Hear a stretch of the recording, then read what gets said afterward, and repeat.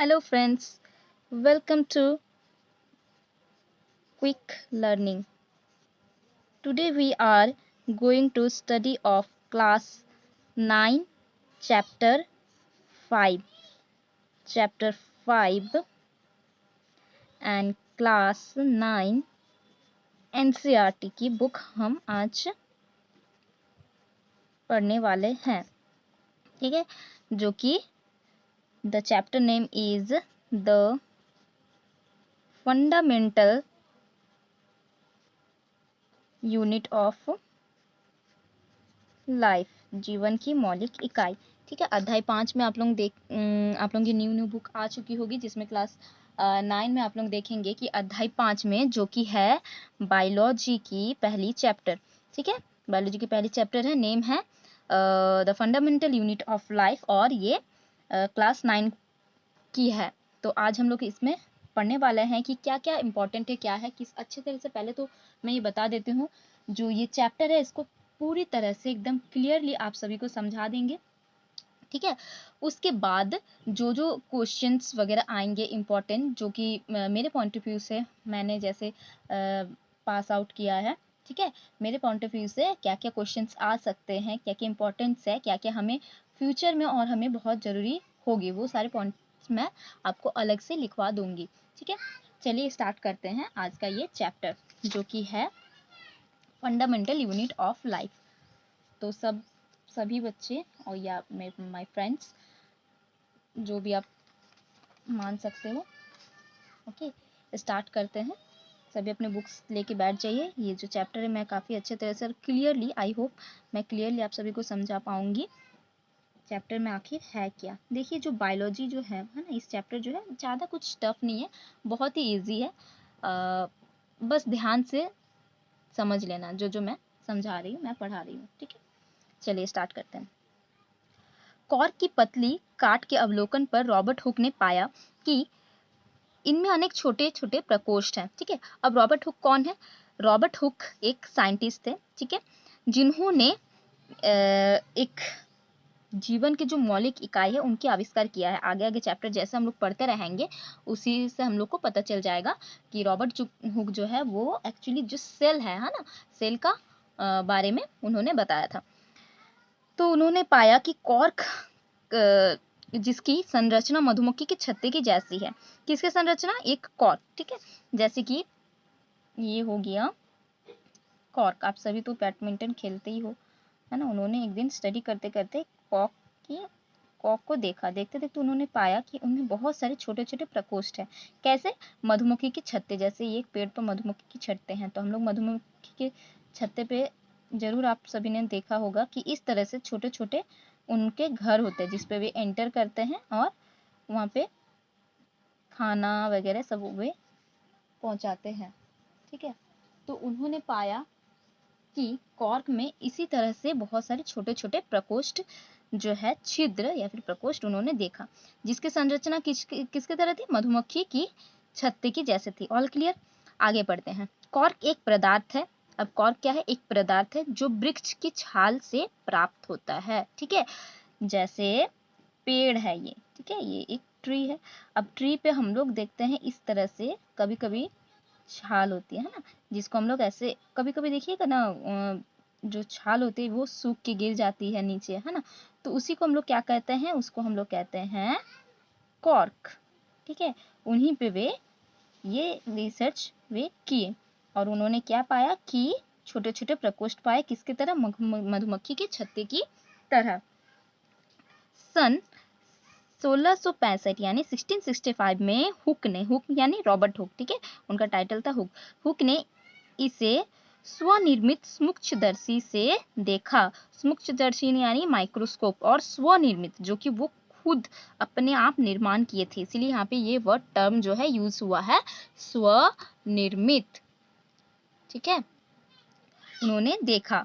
Robert Hooke ने इन प्रकोष्ठों को कोशिका कहा।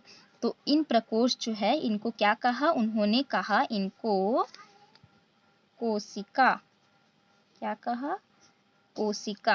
क्लियर है सभी को? आई थिंक सभी को बहुत अच्छी तरह से समझ में आ रही होगी। अगर कुछ भी डाउट वगैरह हो, कोई भी लाइन या फिर टर्म अगर मुझसे गलती हो गई हो समझाने में तो ज़रूर कमेंट बॉक्स में कमेंट करके बोलिएगा, या फिर आप लोगों को कोई भी चीज़ या फिर कोई चैप्टर समझनी होगी तो please inform me in comment box. चलिए आगे बढ़ते हैं। तो रॉबर्ट हुक ने इन प्रकोष्ठों को क्या कहा? कोशिका। अब कोशिका यानी सेल, CELL सेल, कोशिका। अब ये जो सेल वर्ड है ये कहाँ से आया था? लैटिन। ये है एक लैटिन शब्द जिसका अर्थ क्या होता है? छोटा कमरा। ठीक है, ये इस तरह से हम लोग को पॉइंट में लिखना होगा एज पॉइंट कि जो ये सेल जो है, सेल यानी कोशिका, जिसका अर्थ होता है छोटा कमरा। और ये कहाँ से आया है? ये एक है लैटिन शब्द है ये। ठीक है, ये एक लैटिन शब्द है जिसका अर्थ है छोटा कमरा। तो ये बहुत इम्पोर्टेंट पॉइंट है, 1 मार्क्स की आ जाती है MCQ में, तो ये हम सभी को आगे देखना पड़ेगा। ओके, चलिए इसी के साथ आगे बढ़ते हैं। उपरोक्त घटना छोटी तथा अर्थहीन लगती हो। ये सारी जो अभी तक जो घटना बुक में लिखी हुई है, ये बहुत छोटी, मतलब या बहुत छोटी और अर्थहीन, यानी इसका कोई मतलब नहीं बनता। हम लोग ये सोच रहे होंगे, अभी तक आप सभी सोच रहे होंगे, लेकिन है ना, विज्ञान के इतिहास में ये एक बहुत ही महत्वपूर्ण घटना है। साइंस जो है, साइंस वाले दुनिया के लिए ये जो घटना है बहुत ही इंपॉर्टेंट है, क्योंकि इसके बाद ही सारी चीज़ जो है धीरे धीरे इन्वेंट होने लगी। इसी प्रकार सबसे पहले हुक यानी रॉबर्ट हुक ने देखा कि सजीवों में अलग अलग एकक होते हैं। सजीव यानी जो सांस ले सकते हैं, एक से दूसरी जगह जा सकते हैं, उन्हें कहते हैं सजीव। उन्होंने क्या देखा?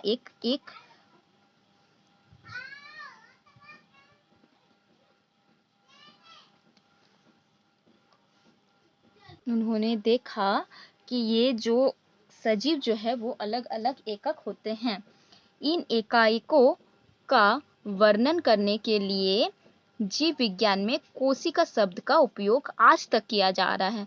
सोचिए 1665 में जो है रॉबर्ट हुक ने इसका आविष्कार किया है, और अभी कितना ईयर से 22 चल रहा है, 2022 चल रहा है, सॉरी 22,000 20,000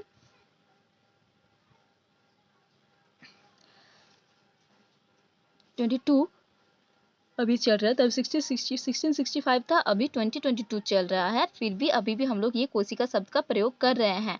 तो तब से सोचिए, तब से अभी तक इस शब्द का जो है आज तक प्रयोग किया जा रहा है। ठीक है, क्लियर है यहाँ तक? अब हम लोग आगे, एक डायग्राम है जो कि बहुत ही इम्पोर्टेंट है। ठीक है, ये है एक संयुक्त सूक्ष्मदर्शी। ठीक है, इसको हम लोग क्या कहते हैं? माइक्रोस्कोप कहते हैं। आप सब जब आगे चलकर आपके स्कूल में, अभी तो आप लोग स्कूल में हो, तो स्कूल में माइक्रोस्कोप के ये से आप लोग प्याज की जो झिल्ली है उसे दिखाया जाएगा माइक्रोस्कोप की मदद से। तो ये जो है इसे नेत्रिका लेंस कहते हैं। ठीक है, यहाँ पे हम लोग अपना आई जो है यहाँ पे हम लोग रखते हैं, एक आई अपना। ठीक है, इस तरह से अपना आई हम लोग रखते हैं, और इसी तरह से ये जो है देह नलिका के तरफ से यहाँ से आके हमें यहाँ पे जो है स्लाइड्स जो है उसको रखी जाती है, और यहाँ से लाइट, बाहर की जो रोशनी इस पे पड़ती है, इस कांच पे, जिस वजह से इस पे रोशनी होती है और हमें जो है क्लियरली, बहुत ही अच्छा डीपली दिखाई देता है। और दिस इज नोन एज क्या है? माइक्रोस्कोप। तो ये है इसका दर्पण, इसको और इसको क्लिप कहते हैं हम लोग। ठीक है, जिससे हम लोग अटैच करके रहते हैं उस स्लाइड को, जिसे हम लोग को देखना पड़ता है। तो ये डायग्राम जो है बहुत ही इंपॉर्टेंट है। ठीक है, इसको, इसके जो सारी नाम्स है, लेबल जो है, इसको आप सभी याद कर लीजिएगा, कहाँ क्या है नहीं है। बहुत ही इजी है, ऐसी कोई बात नहीं है, बस एक ड्रॉ करना है और नेम सब याद कर लेना है। ऐसा कुछ मतलब काफ़ी मुश्किल ऐसा मुझे तो नहीं लगता है। और आप लोगों को अगर कुछ प्रॉब्लम होगा तो प्लीज़ मुझे बताइए। ठीक है, अब आगे हम लोग पढ़ते हैं कि ये जो संरचनाएं जो है ये क्या है। बुक एक्चुअली मेरी है, काफ़ी पुरानी हो गई है, लेकिन फिर भी मैं ऐसे संभाल के रखी हूँ। आप सभी भी इस तरह से अपने बुक जो है उसको संभाल के रखिएगा। थोड़ी सी रेशो कम कर देती हूँ। चलिए अब पढ़ते हैं हम लोग संरचनाएं क्या है। ये सभी संरचनाएं एक जैसी दिखाई देती है, ये सभी मिलकर एक बड़ी संरचना बनाते हैं। जैसे प्याज, प्याज जो है हमें किस तरह से दिखते हैं, ऐसे ऐसे ऐसे ऐसे दिखते हैं ना, ये सब मिलके कैसे बनती है एक प्याज, फिर यहाँ से आते हैं ऐसे लेयर लेयर। घर में तो प्याज होता ही होगा, है ना, आप लोग तो मम्मी काटती होगी तब देखिएगा, इस तरह से लेयर लेयर बन बन के क्या होता है, ऐसे जो है प्याज बनता है, सलकंद बनते हैं, जिसको क्या बोलते हैं, जैसे कि प्याज। फॉर एग्जाम्पल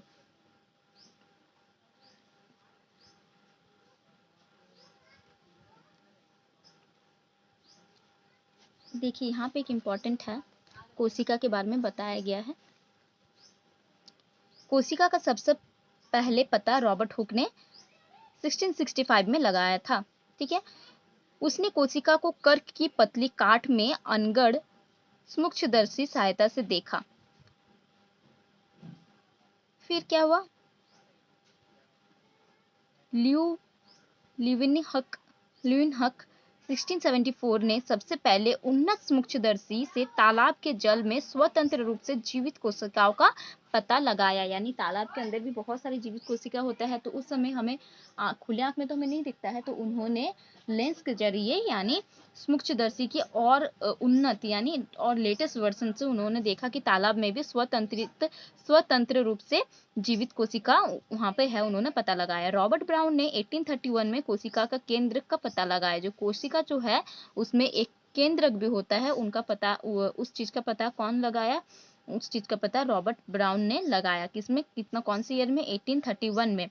फिर जे ई पुरंकज ने 1839 को कोशिका में स्थित तरल जैव पदार्थ, जिसको जीव द्रव्य का नाम दिया गया, उनको वे पता लगाया। इसके अंदर एक तरल पदार्थ होते हैं जिसको जीव द्रव्य या फिर साइटोप्लाज्म बोलते हैं, उनका पता किन्होंने लगाया, जे ई पुरंकज ने। मतलब देख रहे हो ना, एक साइंटिस्ट ने मिलके एक चीज का नहीं इन्वेंट किया, सभी साइंटिस्ट ने मिलके कुछ ना कुछ चीज का इन्वेंट करके इसी तरह से आगे जो है हम अभी इस सारी चीज को पढ़ते हैं। अब आप बोलेंगे जो कोशिका है सिर्फ रॉबर्ट हुक ने उनका पता लगा लिया, तो ऐसा नहीं है। रॉबर्ट हुक ने सिर्फ सेल जो है उसका पता लगाया। फिर जो है उसका केंद्रक जो है, केंद्र किसने पता लगाया, रॉबर्ट ब्राउन ने। उसके अंदर जीव द्रव्य जो होते हैं उसका पता किसने लगाया, उसका पता लगाया जे पुरंकज ने 1839 में पता लगाया, और उन्होंने उसका नाम क्या दिया, जीव द्रव्य उन्होंने नाम दिया।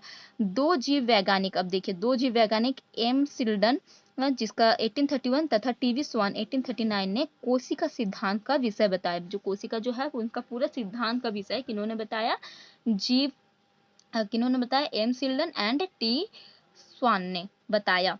ठीक है, अब हम देखते हैं, इस सिद्धांत के अनुसार सभी पौधे तथा जंतु कोशिकाओं से बने हैं और जीवन का मूलभूत इकाई है। ठीक है, उनके इसी सिद्धांत से हमें पता चला कि पौधे मतलब पेड़ पौधे, जंतु कोशिका से बने हैं। ठीक है, और उनके जीवन की मूलभूत इकाई है यानी सेल। जीवन की मूलभूत इकाई क्या है, सेल। विर्चो, अब देखिए ये भी एक साइंटिस्ट है, विर्चो 1855 ने कोशिका सिद्धांत की ओर और आगे बढ़ाया, इनको और आगे बढ़ाया उन्होंने। यहाँ तक खत्म नहीं हो गया कि यहाँ पे चलो कोशिका कितना पता लगा, चलो स्टॉप कर देते, लेकिन ऐसा नहीं, धीरे धीरे एक एक साइंटिस्ट आते गए और धीरे धीरे सारे चीज पता करते गए। तो साइंस इतना वास्ट है ना कि आप लोग जितने पढ़ोगे ना, आप लोग को उतना पढ़ने का मन करेगा, लगेगी कि और पढ़े कुछ कुछ नया चीज पता चले। क्या पता आगे चलकर आप सभी भी साइंटिस्ट बन जाओ, आप भी कुछ इन्वेंट करो और आपके भी इस तरह से बुक में नेम लिखा हो। तो फोकस कीजिए पढ़ाई पे और बहुत अच्छे तरह से पढ़ते रहिए, डिटेल्स में पढ़ते रहिए, ताकि आगे आप लोगों को बहुत मदद मिल सके। उन्होंने बताया कि सभी कोशिकाएं पूर्ववर्ती कोशिकाओं से बनती है। अब इन्होंने क्या बताया, सारी कोशिका जो है पूर्ववर्ती कोशिकाओं से बनती है। सोचिए आपका आपका ये हैंड है, ठीक है, इसमें जो सेल्स है ये कैसे बनेगी, पुराने सेल्स से बनेगी। ठीक है, मतलब ये एक तरफ से इसका फादर है, फादर से बन गया डॉटर या फिर सन। तो उन्होंने यही कहा कि जो नए जो सेल्स जो बन रहे, कोशिका बन रहे, वो पूर्ववर्ती कोशिका से बनती है। उन्होंने ये जो है थ्योरी अपना दिया। 1940 में इलेक्ट्रॉन सूक्ष्मदर्शी की खोज के बाद कोशिका की जटिल संरचना बहुत ही अंगक समझना संभव हुआ। अब इलेक्ट्रॉन सूक्ष्मदर्शी, पहले तो जो रॉबर्ट हुक ने थे वो स्वनिर्मित अपने हाथों से एक सूक्ष्मदर्शी बनाया था, सोचिए। फिर आगे जाके क्या हुआ, आगे इलेक्ट्रॉनिक जो है, जो कि लाइट के थ्रू मदद से और ज्यादा अच्छे से हम लोग देख सकते हैं, उसकी मदद से जो है कोशिका को और हम लोग क्लियरली देख सके, जिससे ये क्या हुआ, कोशिका को अंगक को समझना बहुत ही संभव हो सका। ठीक है, तो आज की जो स्टडी हम लोग यहीं तक रखते हैं। नेक्स्ट जो चैप्टर, इसी चैप्टर का नेक्स्ट जो टॉपिक हम लोग पढ़ेंगे वो हम ये सारे पार्ट्स पढ़ लेंगे कि हमारे मानव शरीर में बहुत सारी कोशिकाएं क्या होती है, कोशिका किससे बनती है, संरचना संगठनाएं क्या होती है, ये सारी चीज़ काफ़ी डिटेल से पढ़ेंगे। तो फिलहाल आज के लिए इतना ही, क्योंकि ज़्यादा पढ़ा देंगे तो आप लोग एक दिन में इतना दिमाग में आएगा नहीं, बोर हो जाएंगे। फिलहाल जो चीज़ मैंने अभी पढ़ाया है, अंडरलाइन किया है, आप लोग वीडियो पॉज करके भी आप लोग देख सकते हो। ठीक है, जो जो अंडरलाइन किया वो सब आपने क्या करना है, आप लोगों को इस तरह से बता देती हूँ, इस तरह से पॉइंट वाइज, चाहे स्टार देके या पॉइंट नंबर 1 पॉइंट नंबर 2 देके सारे जो पॉइंट्स है ये सब लिख लीजिए।